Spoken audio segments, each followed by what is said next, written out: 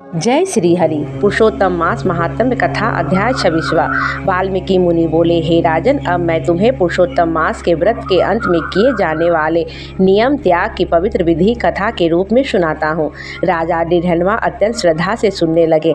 मुनि बोले, हे राजन, जब पुरुषोत्तम मास का व्रत पूर्ण हो जाए तब जो नियम व्रती ने पूरे मास में धारण किए हो उनका विधि पूर्वक त्याग करना चाहिए। यह त्याग भी उतना ही महत्वपूर्ण है जितना व्रत का पालन। उन्होंने समझाया, जो मनुष्य नक्त व्रत करता है उसे अंत में ब्राह्मणों को भोजन कराकर सुवर्ण दान करना चाहिए। जो अमावस्या के दिन भोजन का नियम रखता है उसे गोदान देना चाहिए। जो आंवले के जल से स्नान करता है वह दूध या दही का दान करे। राजा ने जिज्ञासा से पूछा, हे मुनिवर, यदि कोई विशेष वस्तुओं का त्याग करे तो?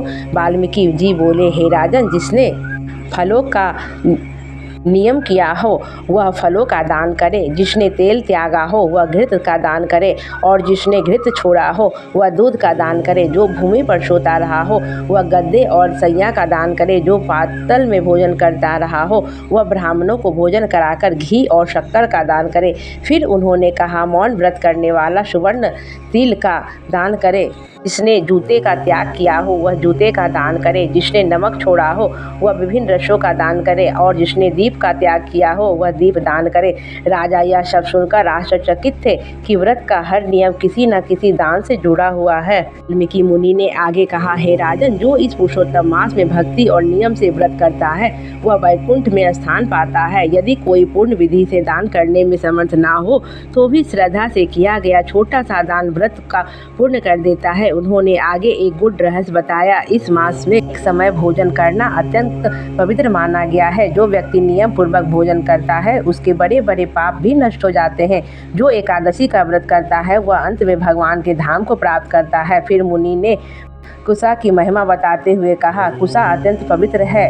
उनके मूल में ब्रह्मा, मध्य में भगवान विष्णु और अग्रभाग में भगवान शिव का निवास माना गया है। इसलिए बिना कुशा के कोई भी धार्मिक क्रिया पूर्ण नहीं मानी जाती है। अंत में उन्होंने गंभीर स्वर में कहा, हे राजन, व्रत के अंत में ब्राह्मणों को दक्षिणा देना अत्यंत आवश्यक है। यदि कोई दक्षिणा नहीं देता या नियमों का पालन नहीं करता तो उसका व्रत अधूरा रह जाता है और वह पाप का भागी बनता है।